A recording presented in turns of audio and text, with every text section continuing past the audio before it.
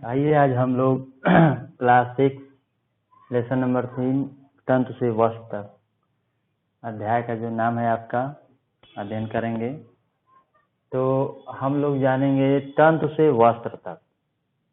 तो तंत्र से वस्त्र कैसे बनते हैं ये हम पूरे अध्याय में इसी के बारे में अध्ययन करेंगे। आप जानते ही हैं कि एक चलता है मुख्य एक तथ्य है कि एक मनुष्य को जो आवश्यक चीजें चाहिए, रोटी, कपड़ा और मकान। रोटी, कपड़ा, यानी कि पिछले अध्याय में हम लोगों ने भोजन के बारे में अध्ययन किया। अब वस्त्र के बारे में अध्ययन करेंगे जो मनुष्य की आधारभूत आवश्यकताएं हैं। तो तंत्र से वस्त्र कैसे बनते हैं, लेसन का आपका नाम है। अब इसके बारे में हम लोग अध्ययन करेंगे। वस्त्रों में विविधता, तो पहले हम इसके बारे में जान जाएं। देखिए, आप देखेंगे कि दुकान पर अगर गए होंगे, मार्केट में अगर जाएंगे आप लोग, तो जो कपड़ों की दुकानें हैं उसमें देखेंगे अनेक प्रकार के कपड़े हैं। कहीं पर आपके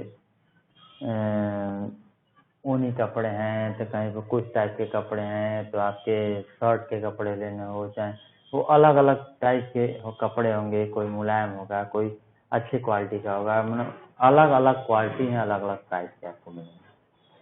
तो हम इसी के बारे में चर्चा करेंगे कि ये विभिन्न प्रकार के कपड़े बनते कैसे हैं, ये विविधता कैसे आ जाती है। तो वस्त्रों में जो विविधता आती है उसके बारे में अध्ययन करें, यानी वस्त्रों में विविधता। वस्त्रों में विविधता,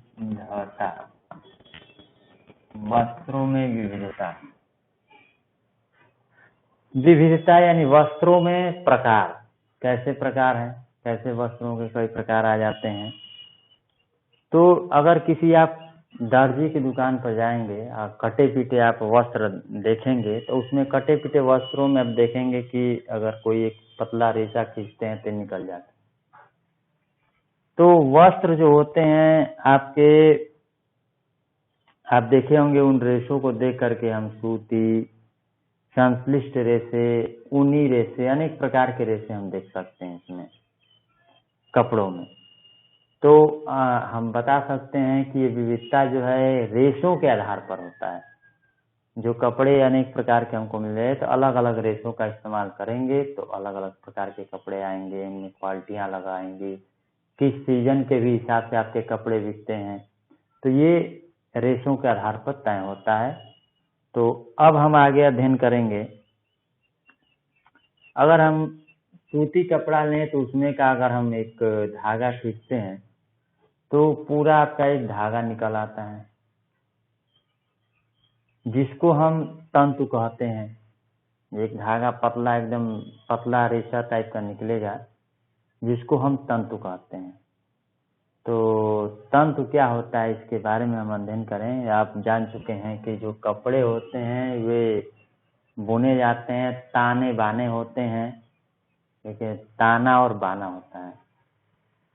आप देखेंगे कि कोई कपड़े होंगे तो कपड़ों की बुनावट जो है ऐसे होती है, ऐसे ऊर्ध्वाधर रेखाएं। आप कोई कपड़ा रखे हैं तो ऐसे आ जाएगा ताना, इधर से इसका बाना आ जाएगा। ऐसे कपड़ों की सिलाई होती है। ताने बानों को मिला करके कपड़ा आपका तैयार होता है।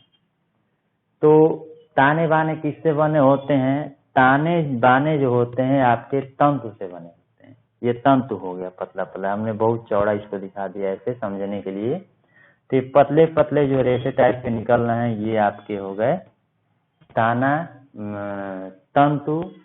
तो तंतु क्या होता है इसके बारे में अध्ययन करें। तंतु क्या है? तो जो तंतु होता है, कोई सूती कपड़ा लीजिए, उसमें से पकड़ के छोटा एक महीन निकलता है धागे से पतला, तो धागा जो होता है वो कहलाता है तंतु।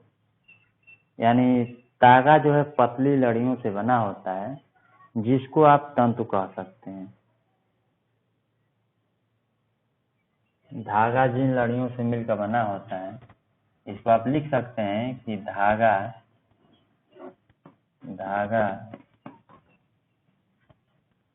जिन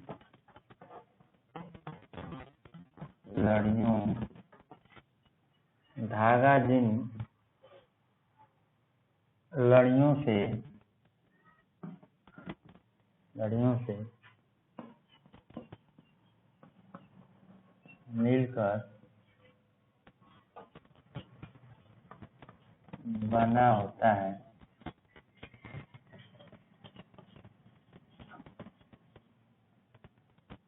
उसे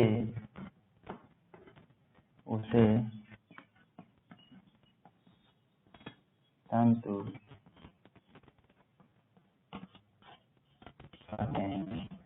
आप लोग देख सकते हैं कि धागे में कई लड़ियां होती हैं, 2 लड़ियों का भी धागा होता है, 3 लड़ियों का भी धागा होता है। कोई भी धागा है, उस धागे में आप उसको निकालेंगे तो 2-3 लड़ियां आपको पता चल जाएगी। सुई में जब धागा डाला जाता है तो देखते होंगे कि इसमें अगर एक लड़ी गई दूसरी नहीं गई तो धागा आर पार नहीं हो पाता है सुई के छेद से। तो धागा जिन लड़ियों से बना होता है उन्हीं का नाम जो है तंतु है। अब हम तंतु कैसे बने होते हैं अब हम अध्ययन करेंगे। तो तंतु जो है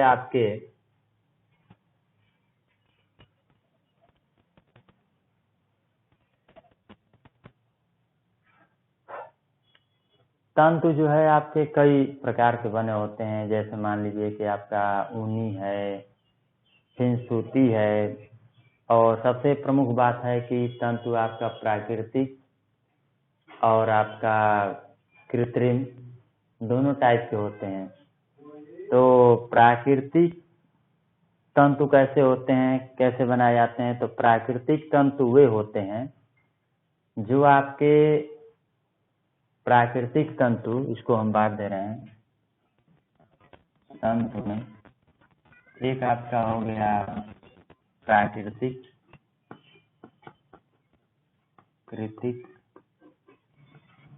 तंतु और एक आपका हो गया कृत्रिम या संश्लिष्ट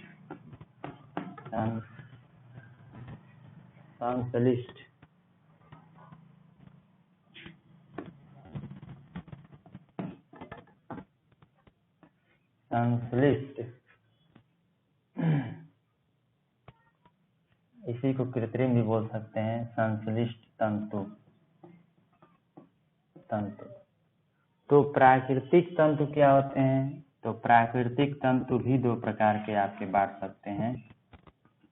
एक तंतु आपका हो जाएगा जो जानवरों द्वारा बनता है, इसको जंत से निर्मित तंतु कह सकते हैं,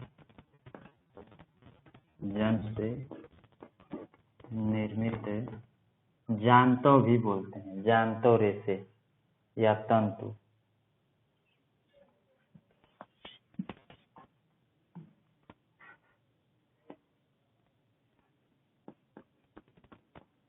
जानतो तंतु भी इसको हम लिख सकते हैं।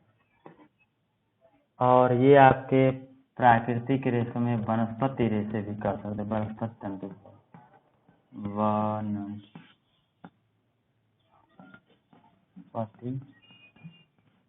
तंतु। संश्लिष्ट तंतु में आपके रेयान है, लाइलान,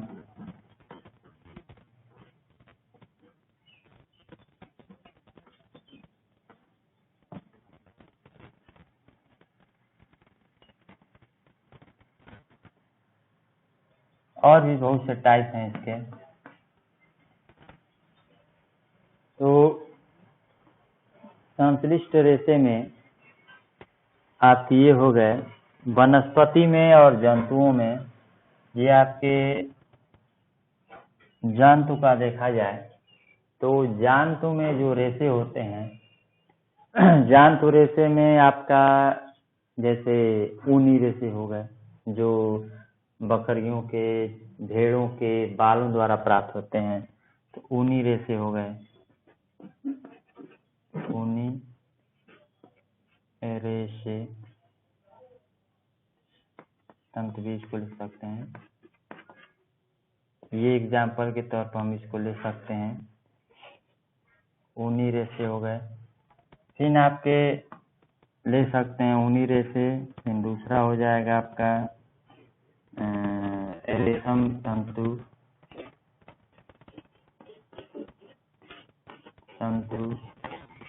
ये आपके आ जाएंगे।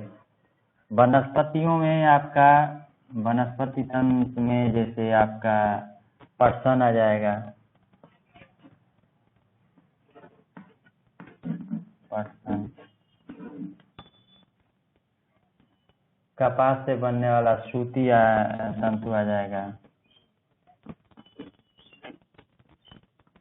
तंतु पटसन के तंतु आ जाएंगे।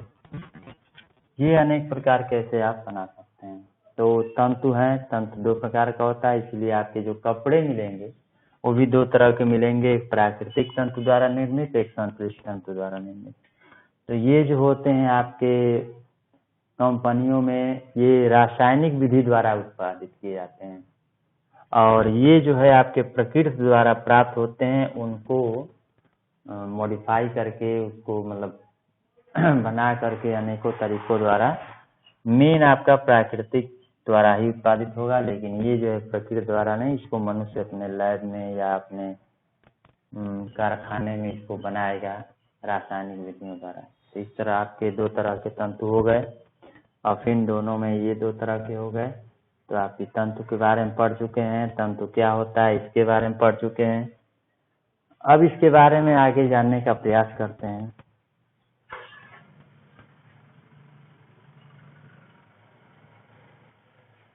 पॉलिएस्टर, नायलॉन, अभी जो बता रहे थे पॉलिएस्टर है, नायलॉन है, ये सब इसके कृत्रिम तंतु हो गए। एक्रिलिक है। कुछ पादप तंतु में अभी हम बताए हैं, पादप तंतु में रुई है, जूट कर्सन है, ये सब हो गए। तो अब कुछ पादप तंतु के बारे में जानते हैं। कुछ पादप तंतु। कुछ पादप तंतु क्या है? तो कुछ पादप तंतुओं में जैसे हम ले रहे हैं रुई के बारे में। रुई के बारे में, तो रुई जो है आपके कपास का पौधा होता है। कपास, ये कपास के पौधे से प्राप्त किया जाता है। इसकी जो खेती होती है कपास के पौधों की, जो आप लोग चित्र में देख सकते हैं, अपने बुक में देख सकते हैं कि इसमें उगाया जाता है, और इसका माप जो होता है, नींबू के जो पौधे होते हैं उतने बराबर ये पौधे उगते हैं, और फिर इसमें फूल उगता है। फूल के बाद इसके फली आती है। फली के अंदर जो है रुई टाइप का, जब वो पक जाता है पूरा रुई टाइप के, जो फसल उगाई जाती है जिस खेत में, उसमें हर जगह सफ़ेद सफ़ेद उसमें जब आ जाते हैं तो लगते हैं। फिर इसको ऊटते हैं, यानी इसको निकाल लेते हैं। निकालने के बाद उसकी आगे की प्रक्रिया है, उसकी धुनाई की जाती है। धुनाई करने के बाद जो है आपका रेशे तैयार किए जाते हैं, वो आपके रुई कहलाते हैं, रुई तंतु।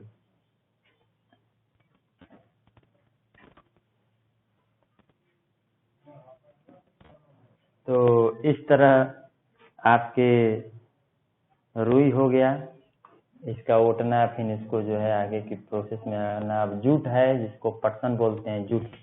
जूट क्या है? जूट, तो जूट क्या है? तो जूट के बारे में, जैसे हम लोग जब पौधे उगाते हैं तो बहुत से पौधे, जैसे जूट एक पौधा है एक टाइप का, और ये जो है इसमें इसके जो छिलके होते हैं उस पौधे को पानी में सड़ाया जाता है, और सड़ाने के बाद पटुआ नाम आप लोग सुने होंगे, वही एक प्रकार है पटुआ का। तो वो उसी का रेशे निकाल करके और उनसे जो है कपड़े भी बुने जाते हैं। बहुत से लोग देखे होंगे कि उसका रस्सी बना करके उसके खटिया भी बुनाई होती है। तो इस तरह जुट के बारे में है। अब हम इतना आप लोग प्रयास कीजिए समझने का क्या है, और फिर हम आगे का पार्ट पढ़ेंगे। आगे पार्ट में आगे का भाग